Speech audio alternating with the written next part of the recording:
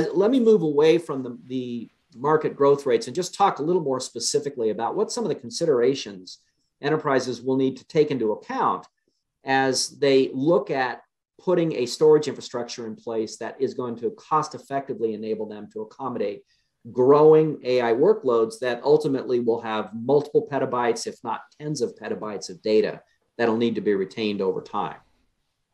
So when it comes to performance, there are multiple aspects that are important here. There's latencies, there's throughput, there's bandwidth, and how these things perform in a pilot setting versus how they perform as you start to scale that environment into the multi-petabyte range. So latency as an example.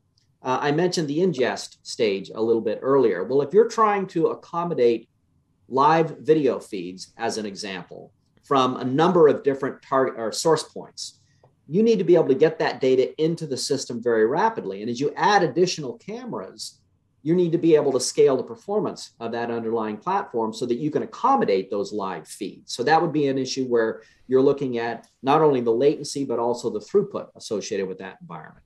What we've really noticed as enterprises start to get into this area is often they'll deploy a pilot AI workload on a file system that they may already own.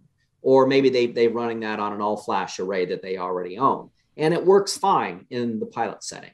But as soon as they move to production and the environment starts to scale in terms of the amount of data that it has to handle, that's where you start to run into problems. And I know Kurt is going to take a little bit closer look at sort of how that evolution develops over time in a little bit.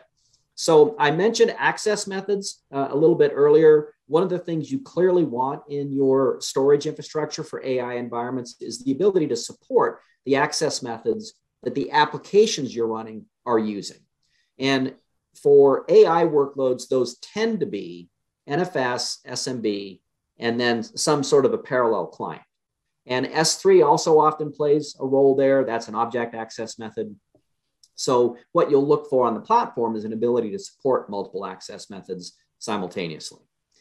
The enterprise class features I talked about a little bit earlier. So let me give a great example on the availability recovery side here. The technical computing platforms, they were very concerned about data integrity, but they seemed to care less about how long it actually took to recover that environment because they weren't operating under the same kind of market pressures that enterprises typically are. When you go into an enterprise environment, you need capabilities like snapshots. You need immutable snapshots. You need replication capabilities.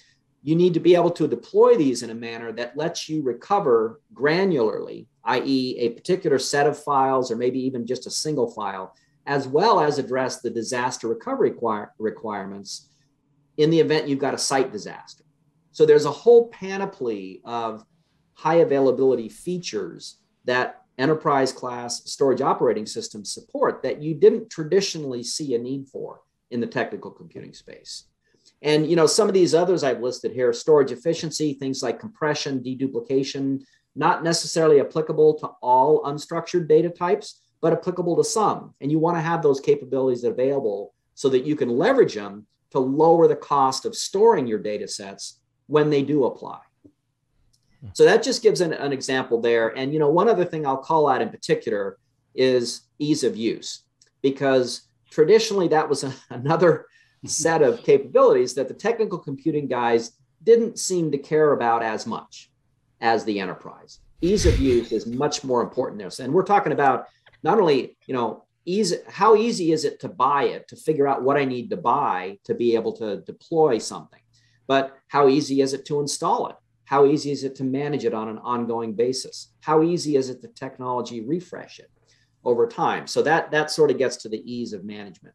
And then the one final point I'll make is the way IT infrastructure is being built today in enterprises is hybrid multi-cloud. So what you'll also want in a storage infrastructure is the ability to deploy that using different methods. On-prem methods and off-prem methods in the public cloud, and how that gets managed for environments that span as in a hybrid setting, right? Do you have a unified control plane that lets you manage instances of that platform that might be sitting on-prem or might be sitting in Amazon, Azure, Google, et cetera?